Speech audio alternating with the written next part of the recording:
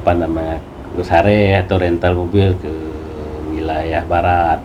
Nah, makanya terkadang kalau ada mobil kita dalam perjalanan pulang kampung, katakanlah ada mobil yang jalannya lambat, nah itu perlu kita curigai.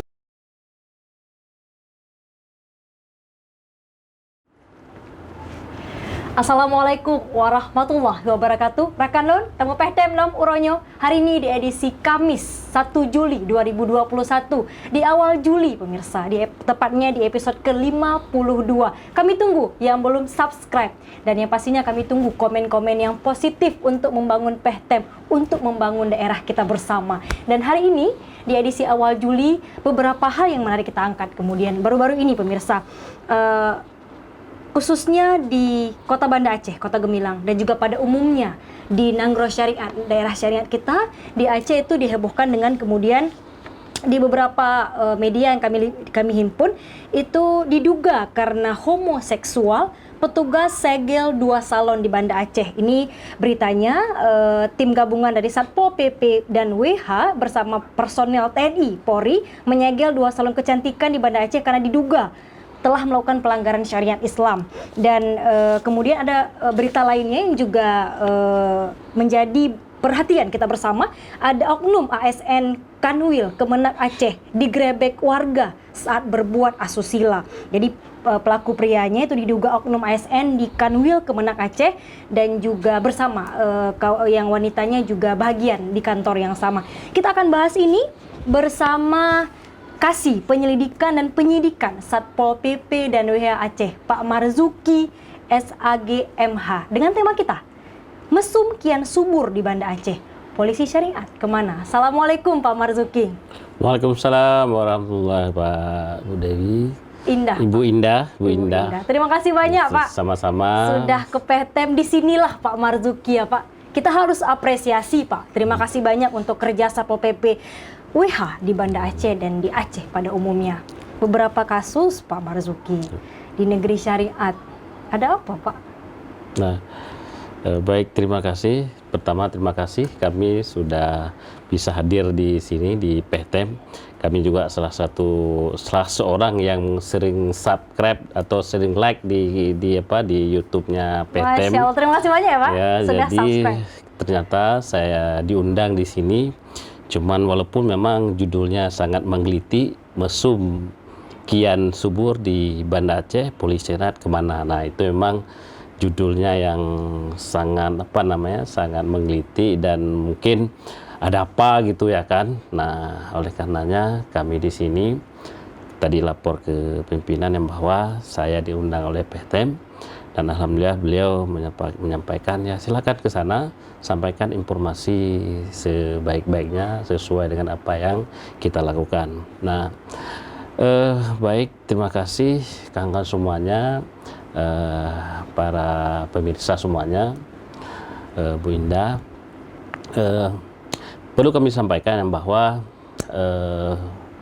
syariat Islam di Aceh merupakan milik kita bersama, kebanggaan kita bersama, dan sama-sama kita berjuang di Aceh ini sehingga lahir syariat. Walaupun memang syariat sudah lama sudah hadir di Aceh sebelum Indonesia merdeka. Nah, ternyata saat ini seiring dengan perkembangan zaman banyak permasalahan-permasalahan yang muncul di dalam penegakan syariat Islam. Oleh karenanya pemerintah Aceh, pemerintah kabupaten kota sesuai dengan amanah undang-undang pasal 244 ayat 1 ayat 2 memerintahkan kepada pemerintah Aceh untuk membentuk Satuan Polisi Pamong Praja dan Wilayah Tisbah. Di pasal 244 ayat 2, pemerintah Aceh, pemerintah kabupaten kota membentuk Polisi Wilayah Tisbah dalam penegakan syariat Islam. Nah, khusus untuk Kota Banda Aceh, di sini sudah ada Polwh Kota Banda Aceh yang setiap harinya melakukan pengawasan, pembinaan. Di samping di Pol PP WH Aceh Provinsi itu juga bersinergi dengan Kota Banda Aceh dalam rangka melakukan pengawasan dan pembinaan terhadap kanun syariat Islam. Jadi setiap pagi itu ada patroli Pol PP WH Kota Banda Aceh yang keliling di seputaran Kota Banda Aceh, dan juga Pol PP WH Provinsi Aceh yang berkeliling Banda Aceh plus Aceh Besar, karena memang wilayah provinsi di seluruh Aceh. Jadi wilayah yang terjangkau Banda Aceh dan Aceh Besar itu setiap hari dilakukan. Pagi itu apa Pak Pagi agendanya? mulai dari jam 8:30 sampai dengan jam 12 itu Pol PP WH Kota Banda Aceh melakukan patroli mulai dari wilayah pantai, kemudian wilayah kota. Kemudian juga di Pol PPWH Provinsi juga seperti itu. Pagi jam 9 itu sudah melakukan pengawasan di wilayah-wilayah pesisir pantai mulai Banda Aceh sampai dengan Aceh Besar pinggiran Kota Banda Aceh. Dan biasanya kalau Pol PPWH Provinsi itu mulai dari wilayah timur di sana, mulai dari Kota Banda Aceh di Kaju sampai dengan ke wilayah Ujung Karing sana. Fokus wilayahnya wilayah Banda Aceh Besar saja Pak? Kalau kita provinsi Banda Aceh Besar, karena kan yang terjangkau harian seperti itu. Bagaimana dengan daerah lain Pak? Kalau daerah lain biasanya kita lakukan perkoordinasian. Nah, kemudian itu yang rutin. Nah, ada pengawasan-pengawasan yang insidentil dilakukan oleh Pol PPWH Kota Banda Aceh maupun Aceh Provinsi, karena ada laporan masyarakat. Nah, seperti yang kejadian yang sudah ramai di YouTube kemarin itu WH Kota Banda Aceh, karena ada laporan dia lakukan pengawasan ke wilayah Lubata. Yang berarti yang oknum ASN dari Kemenak itu Pak? Itu laporan? Bukan. Yang yang terjadi dengan yang di salon itu, yang di salon, yang marah-marah itu kan ada di medsos yang marah-marah, bahasanya yang marah-marah di medsos. Itu laporan dari masyarakat. Nah, itu laporan masyarakat, itu pengawasan. Nah, ternyata disambut oleh mereka dengan kata-kata yang kotor. Nah, itu merupakan resiko yang memang diemban oleh Pol WH. Jadi banyak persoalan-persoalan yang memang terjadi di lapangan, mulai dari persoalan personil, persoalan sarana prasarana, maupun dukungan masyarakat. Nah, saya sedikit meneliti terkait dengan kian marak mesum di subur ya, kian di Kota Gemilang. Di Kota Gemilang. Nah, sebenarnya terkait dengan penegakan syariat Islam, kalau kita hitung dengan jumlah personil WH yang ada di Kota Banda Aceh itu 61 orang. Yang laki-laki 47 orang, perempuan 14 orang. Nah, kalau yang di provinsi itu 69 orang laki-laki, 19 orang perempuan, itu adalah 48 orang. Dan itu kalau kita hitung dari tingkat intensitas masyarakat di Banda Aceh dan Aceh Besar, itu memang tidak mencukupi personil yang ada. Yang ingin Pak katakan anggotanya kurang Pak? Kurang, jelas kurang, karena memang kalau kita lihat jumlah kepadatan penduduk, kemudian luas wilayah. Kalau provinsi ini kan seluruh Aceh, luas wilayah seluruh Aceh, kemudian Kota Banda Aceh Besar juga begitu luas, sehingga banyak tempat-tempat yang kurang terjangkau. Kalau wilayah Aceh Besar katakanlah mungkin wilayah Lung sana itu kita patroli rutin jarang-jarang, jadi hanya kita patroli sebulan sekali, atau patrolinya sifatnya insidentil. Artinya tidak terjangkau dengan anggota yang sudah ada. Sudah ada, jadi sehingga itu juga menjadi persoalan, sehingga terkait dengan penegakan syariat Islam ini tidak bisa kita gantungkan 100% menjadi tanggung jawab Wilayah Jusbah. Tapi kan ada laporan dari masyarakat kan Pak, ini juga sangat membantu kan? Betul, makanya ada dukungan masyarakat dari lapisan masyarakat terhadap kita, terutama beberapa kasus yang sedang viral sekarang itu memang laporan masyarakat atau yang diserahkan oleh masyarakat ke kita. Jadi alhamdulillah positifnya masyarakat sampai saat ini sangat mendukung penegakan syariat Islam yang dilakukan oleh WH. Walaupun memang ada beberapa oknum yang memang kurang senang, ya seperti yang viral di Lumbata itu, dan itu memang di mana-mana seperti itu. Jangan terkait syariat, terkait hukum-hukum umum biasa juga seperti itu. Ada yang senang, ada yang tidak senang. Jadi seperti itu saya rasa. Pak Marzuki, oknum dari ASN Pak, di Kemenak pula, bagaimana fungsi controlling Pak dari WH, kemudian Pol PP WH khususnya misalkan, itu satu contohnya, misalkan juga di Kota Gemilang, di pusat kota Aceh itu juga ada misalkan yang baru-baru ini kasus liwat Pak, homoseksual. Bagaimana kontrol dan pengawasannya Pak bisa sampai ke situ gitu loh. Karena kita kan bicara Aceh, daerah syariat berbeda jauh dengan daerah lain. Jadi kita bisa menjual Aceh itu dengan daerah syariatnya Pak. Jadi seperti ini. Kalau saya berpikir terkait dengan kasus mesum atau kalau bahasa kanun khalwat dan ikhtilat dan zina, itu sebenarnya tidak hanya kita fokus pada kasus oknum pegawai Kemenak itu saja. Sebenarnya banyak kasus-kasus lain yang memang bisa kita tangani dengan baik, bisa kita kita proses dengan baik, karena memang itu ada laporan masyarakat, ada dukungan masyarakat. Saya melihat, kalau saya lihat kasus yang kami tangani sampai saat ini, itu kalau yang provinsi tangani itu ada 48 kasus mulai dari Januari sampai dengan sekarang. Sampai dengan bulan Juni ya Pak? Bulan Juni, Juli, itu Juni, oke. Ya. Itu kasus apa Pak? Yang provinsi yang paling banyak itu adalah khalwat ikhtilat, itu ada 23 kasus. Kemudian sampai ke jaksa 22 kasus. Jadi kalau saya lihat di rekapitulasi kasus yang kami tangani, itu yang paling banyak itu adalah pelanggaran Kanun 6 2014, terutama khalwat ikhtilat.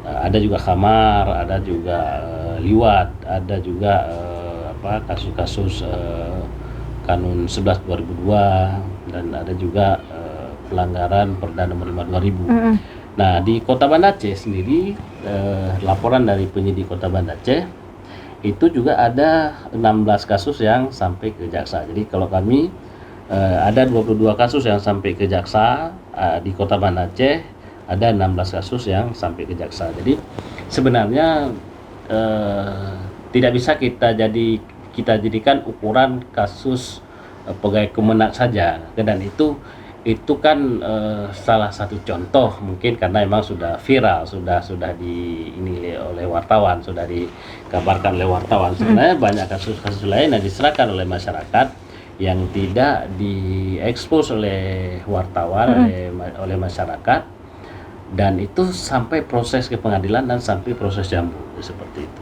Tapi kan Pak juga kita kutip dari misalkan media ini, kasusnya memalukan, sementara itu Kepala Kanwil Kemenak Pak Iqbal masih belum terkonfirmasi lah sampai saat kemarin. Artinya Pak, maaf, kita harus kembali ke pertanyaan awal Pak. Bagaimana usaha preventif Pak mencegah ini? Karena memang ini salah satu yang kemudian viral, oknum ASN Kemenak pula Pak. Bagaimana kemudian proses preventif ini Pak? Nah, kita di Pol PP WH ini, kita sudah lakukan, ada 3 upaya yang kita lakukan. Yang pertama preventif, itu sosialisasi. Kita selalu lakukan sosialisasi di sekolah-sekolah, di menasa-menasa, di kampung. Kemudian ada preventif itu pencegahan. Pencegahan itu kita lakukan patroli misalnya yang sering kita lakukan tiap hari itu ke Uleli ada yang duduk, kita suruh pulang. Kalau misalnya pasangan-pasangan bukan mahramnya, kita suruh yang sering itu kan dari Kampung Jawa tuh, dari Uleli itu Musun Jawa, itu ya kita lakukan patroli ke situ. Ada yang duduk, kita suruh pulang, atau kita kalau memang dia dengan keluarga ya kita upayakan jangan berkerumun karena memang kita sedang pandemi kan.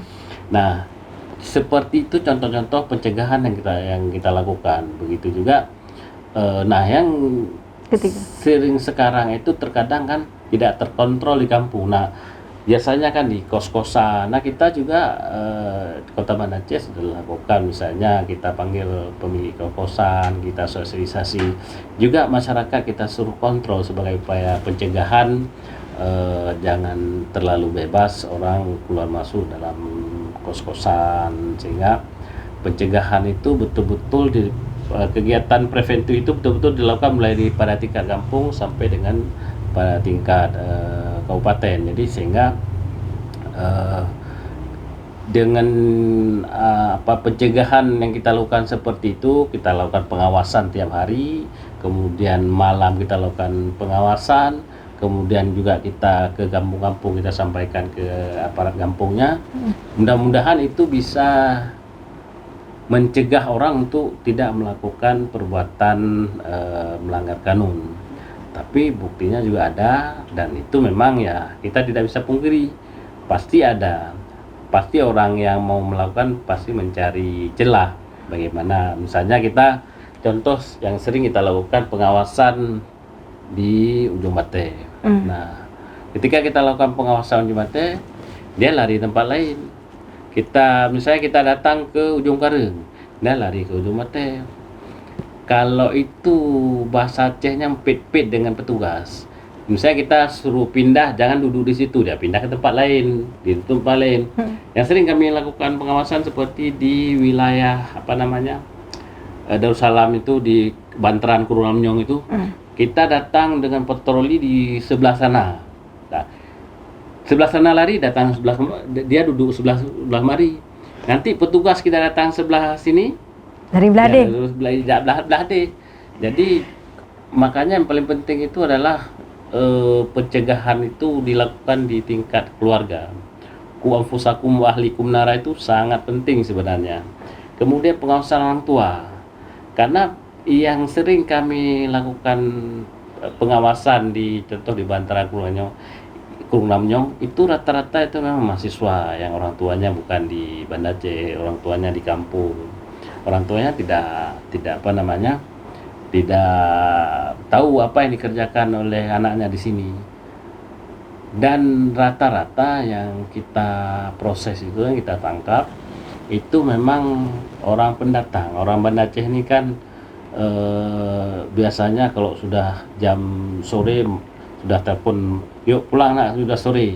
Kalau anak-anak kos ini kan sampai jam 2 malam. Ini alhamdulillah pandemi jam 11 sudah tutup. Itu fenomena yang Bapak lihat ya, orang Banda Aceh itu pulang ketika ditelepon maknya itu pulang, Pak. Pulang. Tapi kalau orang anak kos ini nggak ada ditelepon sama maknya, bebas dia sampai jam 12 malam dia, karena memang jauh dari orang tua, tidak ada pengawasan secara intens dari orang tua. Jadi oleh karenanya sangat penting pengawasan yang begitu intens dari orang tua itu. Karena kemudian juga masyarakat, ketika ada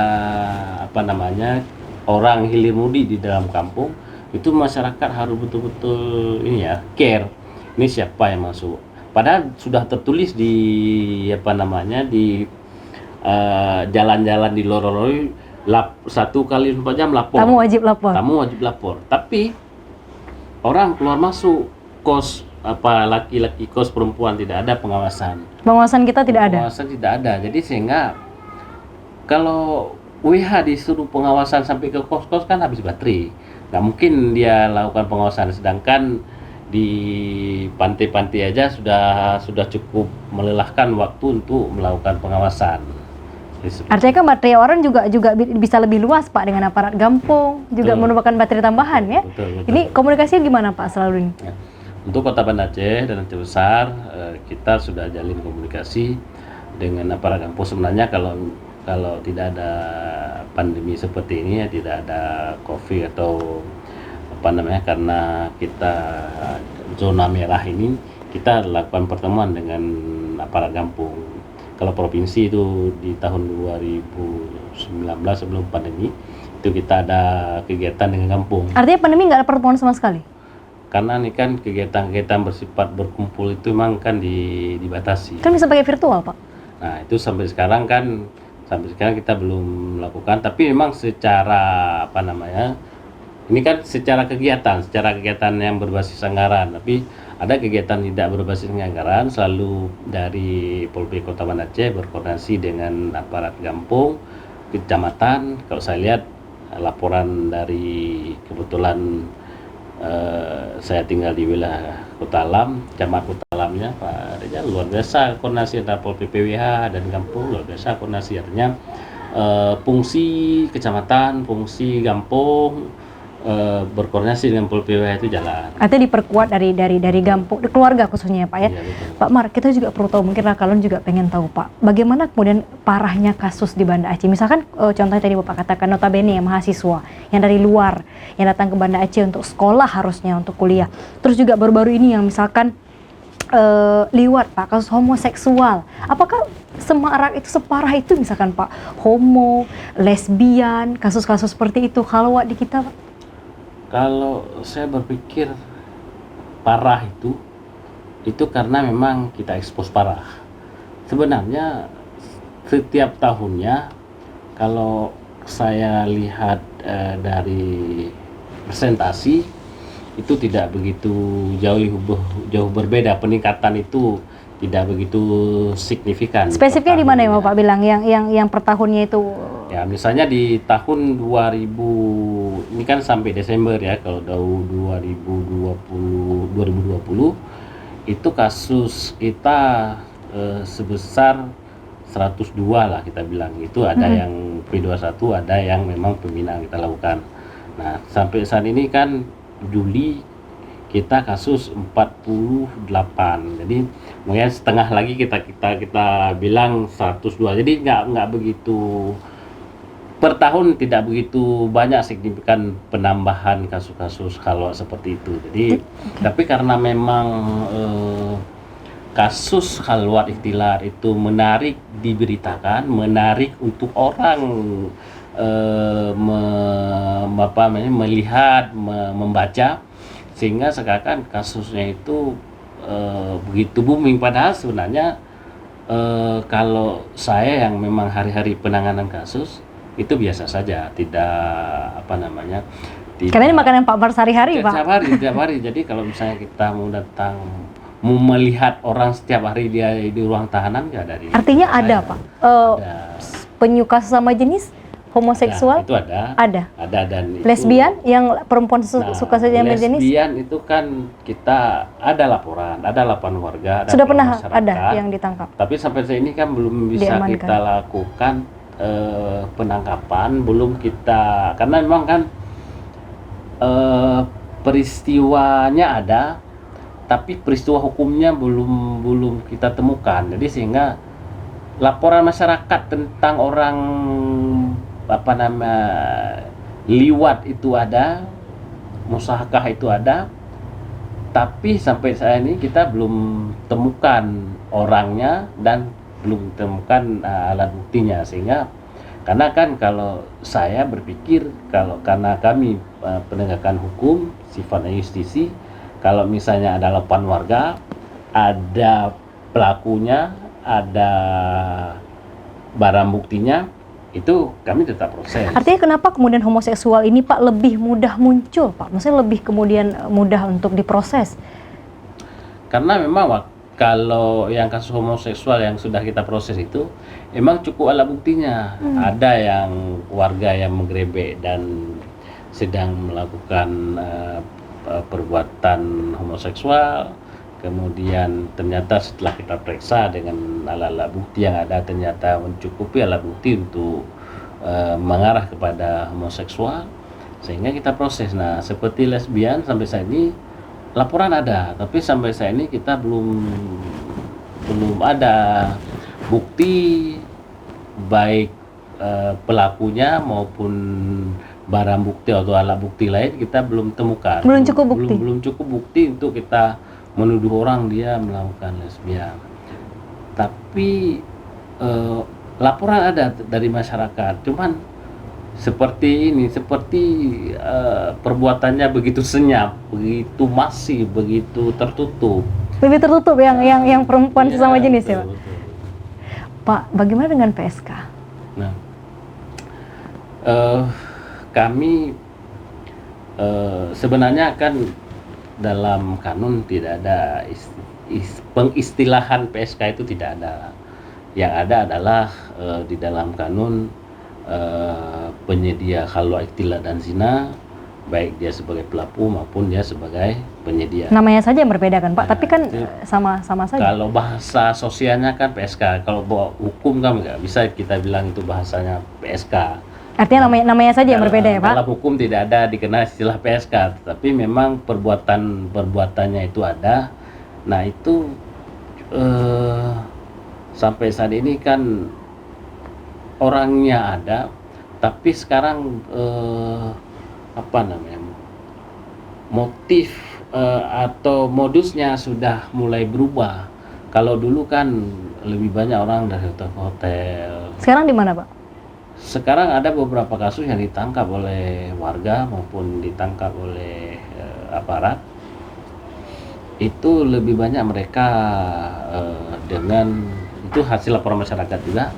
Itu karena menggunakan kendaraan, ya. Misalnya Di kendaraan artinya? di kendaraan, misalnya rental mobil ke ke Sare atau rental mobil ke wilayah barat. Nah makanya terkadang kalau ada mobil kita dalam perjalanan pulang kampung, katakanlah ada mobil yang jalannya lambat, nah itu perlu kita curigai. Oke, yang berjalan lama perlu kita curigai ya, Pak? Perlu kita curigai apa emang rampok atau memang orang buat mesum.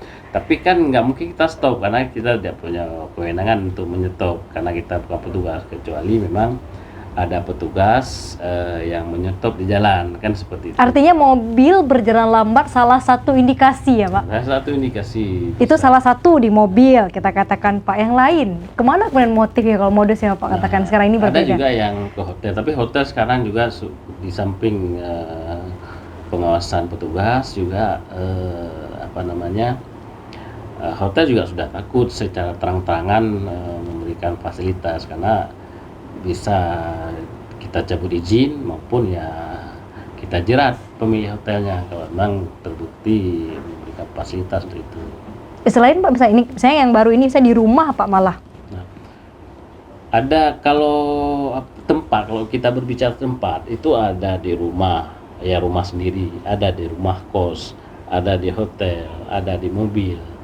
Dan bahkan sebenarnya yang paling kita khawatirkan sekarang itu adalah mesum di kendaraan roda 2 di kendaraan umum. Contoh seperti ini yang sering kita lakukan. Bahkan saya sempat emosi ketika saya pulang di Lampinang. Itu di Banda Aceh? Di Banda Aceh. Jadi di Lampinang satu pasangan yang laki-lakinya bawa kendaraan, yang perempuannya pacar di belakang, yang lakinya matanya ke belakang, yang perempuan ke depan. Jadi sehingga itu membuat mengganggu lalu lintas orang, bisa celaka orang.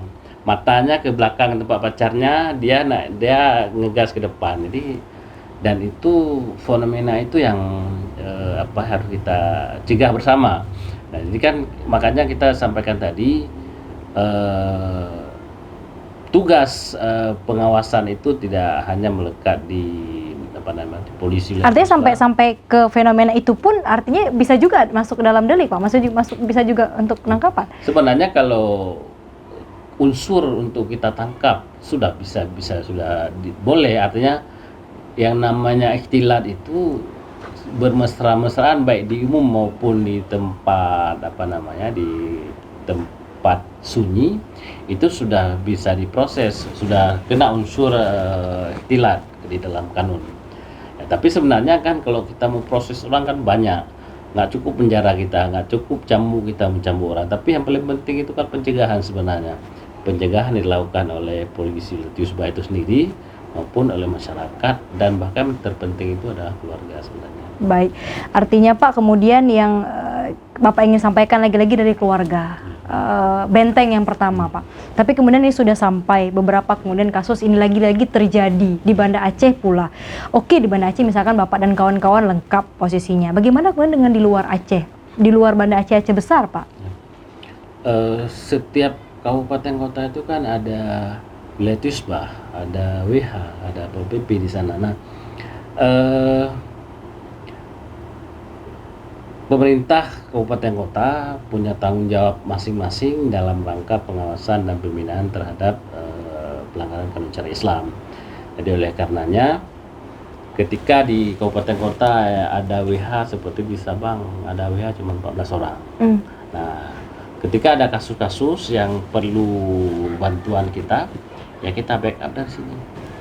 Oleh karenanya makanya sekarang ada satu kasus di Sabah yang kita backup dari Kasus apa, Pak? PPWH, kasus ikhtilat juga yang kita backup dari Pol PPWH Aceh dari provinsi. Ikhtilat apa artinya? Ikhtilat itu bahasanya mungkin mesum loh, bahasa umumnya, bahasa sosialnya mesum. Mesum. Tapi kalau di dalam kanun itu kan ada pembagian khalwat, ikhtilat, zina. Jadi kalau khalwat duduk saja di tempat sunyi itu sudah kena. Kalau ikhtilat sudah mesum, sudah berasik maksud kalau bahasa kanun zaman, kalau kanun dulu baik di tempat umum maupun di tempat sunyi itu sudah kena. Kalau zina itu sudah berhubungan badan. Jadi yang sering seperti itu, dan ada kasus-kasus yang memang dia sudah khalwat, sudah ikhtilat, bahkan sudah zina, dan itu tetap kita kenakan sesuai dengan kanun yang ada kan. Di 2020 Pak, kita bicara angka misalkan ada 102 kasus ya Pak. Yang sampai hari ini misalkan di tahun 2021 ada sekitar 48 kasus Pak. Ya. Rata-rata dari semua itu apa yang paling banyak? Misalnya Bapak bilang tadi salah satunya khalwat. Apalagi Pak kemudian yang kita bisa ketahui fenomena apa kemudian yang terjadi di kita Pak? Dan kalau di tahun 2020 ada juga khamar kan. Khamar ada, minuman keras juga dominan di situ. Kemudian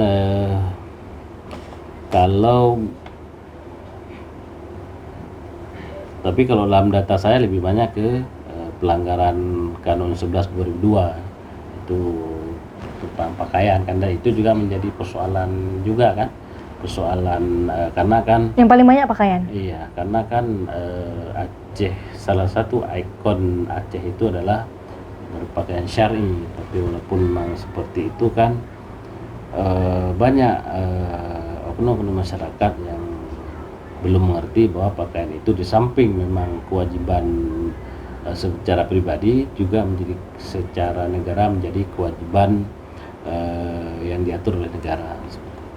Juga razia Pak, razia pakaian. Itu juga masif kan Pak dilakukan sama Pol PPWH. Pol PPWH Aceh terus melakukan razia terkait, bukan razia sebenarnya. Bukan razia ya Kalau Pak? bahasa razia itu kan lebih banyak ke bahasa polisinya. Kita lebih banyak melakukan semacam ya sosialisasi lah. Sosialisasi. Jadi ketika ada yang pakaian tidak pas, kita lakukan, kita stop, kita berikan pembinaan. Kalau razia itu kan efektif lebih, Pak? Kalau Hanya sosialisasi? karena kan di dalam kanun juga tidak ada di dalam Kanun 11 2002 itu tidak ada hukuman yang jelas terkait dengan pakaian itu, sehingga yang bisa kita lakukan terus kita lakukan pembinaan, sosialisasi terus kita lakukan, karena memang kalau dibilang efektif, sebenarnya yang efektif itu adalah dari rumah. Ketika kita keluar rumah, kita tanya sama anak, kok nggak pakai jilbab, kok nggak pakai pakaian yang sesuai syar'i. Itu yang paling penting, karena kalau sudah di luar ya ujung-ujungnya nanti ketika dibina oleh WH, ayah saya aja nggak melarang saya pakai seperti ini. Ada juga yang bisa yang bilang seperti itu, ayah saya aja itu nggak suruh saya pakai jilbab, kalian suruh pakai jilbab. Ngapain bapak ibu suruh saya pakai jilbab ya? Itu bahkan dibilang Pak oleh ada yang ngomong seperti itu, tapi kita sampaikan ya bahas kita lebih banyak kita lakukan pendekatan agama di samping pendekatan dengan kanun kan, seperti itu. Harapan kita bersama Pak, daerah Aceh pastinya daerah yang dilabeli syariat, dan juga memang kita berupaya maksimal untuk itu ya Pak. Pak Marzuki, terima kasih banyak Pak sudah hadir di PTM. Insya Allah sama. Mampir lagi ya Pak, insya Allah jika ada waktu. Insya Allah kalau ada waktu saya ya sebenarnya tiap hari mampir dengan melek YouTube. Tiap hari like ya PTM, Pak? insya Like, Allah. dislike gitu ya? Nggak pernah dislike, selalu like ya. Oke, selalu like tiap hari ya. Jadi insya Allah saya insya Allah akan kalau memang diundang kembali siap kita diskusi di sini. Kemudian ya harapan saya sebenarnya mari kita bersinergi ya, karena syariat itu bukan milik WH, bukan milik wilayah Tisbah, tapi milik kita bersama. Mari kita mulai dari orang tua, masyarakat, kemudian pemerintah bersinergi dalam membantu pengawasan syariat Islam mulai daripada tingkat bawah sampai dengan pada tingkat atas. Jadi intinya adalah sinergitas kita melakukan pembinaan dan pengawasan terhadap tegaknya syariat Islam di Aceh. Pak, kasih catatan tambahan lain kemudian, apalagi misalkan dengan tema kita mesum kian subur di Banda Aceh Pak, apalagi dengan baru-baru ini kasus homoseksual, terus kemudian oknum dari Kemenak pula, catatan lain ya Pak. Closing statement guys, silahkan untuk pemirsa para kalon PTM. Baik pemirsa, untuk mungkin dengan tema mesum kian subur di Banda Aceh, saya berpesan kepada kawan-kawan semuanya, mari kita jaga diri kita, ku anfusakum wa ahlikum nara, mari kita jaga diri kita dari api neraka, kita jaga keluarga kita dari api neraka. Kemudian mari kita sama-sama membantu pemerintah, membantu wilayah Tisbah. Paling tidak kita tidak melakukan perbuatan itu sudah membantu polisi WH dan sudah membantu pemerintah. Jadi kalau sore-sore tidak begitu penting duduk di di pantai Kampung Jawa dengan calon istrinya yang belum menikah, ya itu nggak usah duduk. Lebih bagus kita ya beristighfar di rumah, banyak pahala. Kemudian kalaupun kita mau makan silahkan, janganlah kita berbuat yang keji dan itu dilarang oleh Allah. Lebih baik kita lakukan kegiatan-kegiatan positif. Pertama, bisa membantu pemerintah dalam penegakan dan pengawasan syariat Islam. Juga ya kita untuk pribadi kita agar kita terhindar dari perbuatan mungkar seperti itu. Baik. Terima kasih semuanya. Terima kasih Pak Marzuki. Jaga diri, jaga keluarga, perbanyak kegiatan positif ya Pak ya. Pak Marzuki SAGMH, kasih penyelidikan dan penyidikan Satpol PP dan WHC. Terima kasih banyak Pak. Mampir lagi insya Allah di PTM ya Pak. Baik, terima kasih teman-teman semuanya, para pemirsa semuanya, dan terima kasih kepada Indah. Kemudian para